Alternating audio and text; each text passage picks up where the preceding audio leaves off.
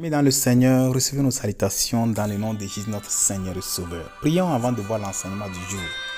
Père Céleste, merci pour la vie, merci pour la grâce, merci pour ce temps béni en ta présence. Père, enseigne-nous ta parole. Merci pour l'exaucement. Au nom glorieux de Jésus, nous prions. Amen. Le thème d'aujourd'hui, le salaire de la méchanceté. Le salaire de la méchanceté.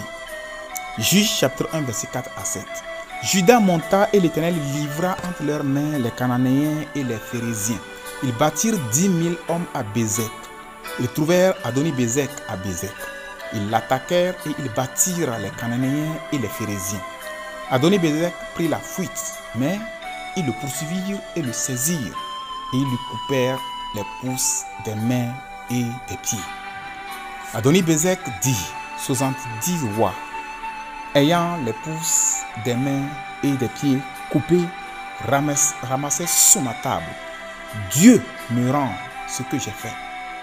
On l'amena à Jérusalem et il y mourut. Quelques leçons.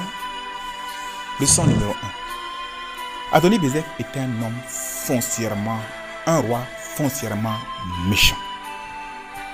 Écoutons sa confession après sa capture. Et ça, c'est au verset 7.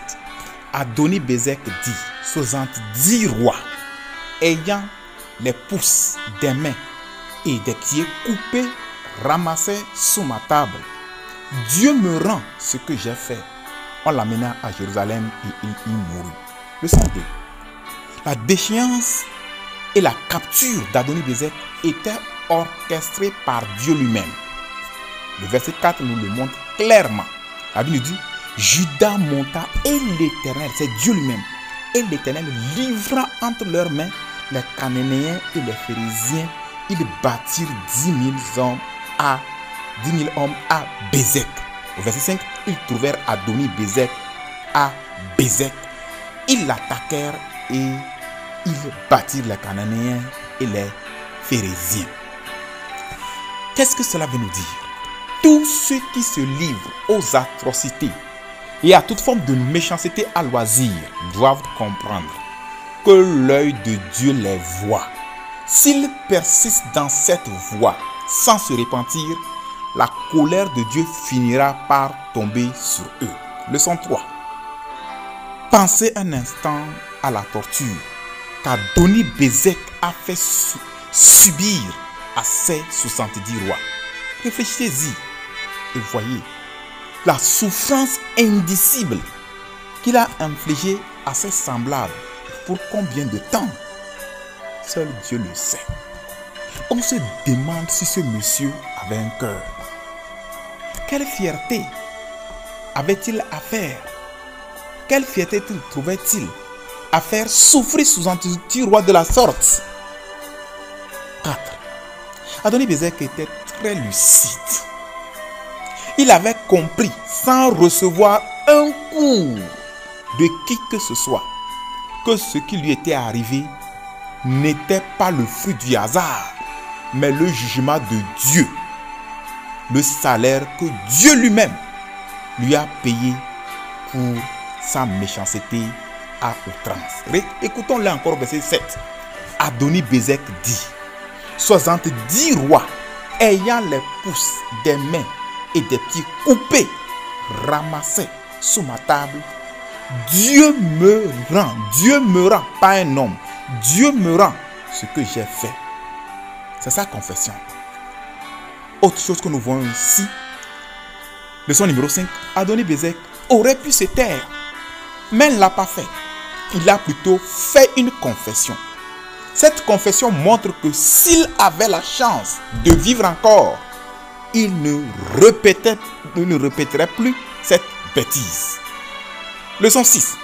La confession d'Adoni-Bézek est un appel à tous ceux qui se livrent à la méchanceté d'y renoncer avant que le jugement de Dieu ne fonde sur eux. Proverbe 29, verset 1 dit, un homme qui mérite d'être repris et qui réduit le coup sera brisé subitement et sans remède. Isaïe 55, verset 7 nous dit que le méchant abandonne sa voie et l'homme d'iniquité ses pensées, qu'il retourne à l'Éternel qui aura pitié de lui. À notre Dieu qui ne se lasse pas de pardonner. Leçon 7. tous ceux qui abusent de leur autorité et font souffrir les autres dans les foyers, les services, les églises ou ailleurs doivent prendre à cœur ce message et se repentir avant qu'il ne soit trop tard. Prions. Demandons au Seigneur de nous donner un cœur qui traite bien les autres. Demandons au Seigneur de nous aider à ne jamais abuser du pouvoir ni des privilèges qu'il nous donne. Enfin, demandons au Seigneur de mettre fin à la tyrannie et à la méchanceté des hommes cruels.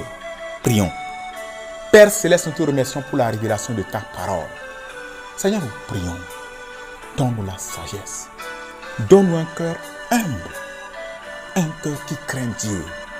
Afin de traiter nos semblables comme des personnes dignes. Des personnes créées à l'image de Dieu. Seigneur, nous prions que tu nous aides à toujours vivre dans l'humilité. Afin de toujours bien utiliser les privilèges que tu nous donnes. Et à ne jamais abuser du pouvoir que tu nous donnes. Merci pour l'exaucement. Au nom glorieux de Jésus, nous prions. Amen.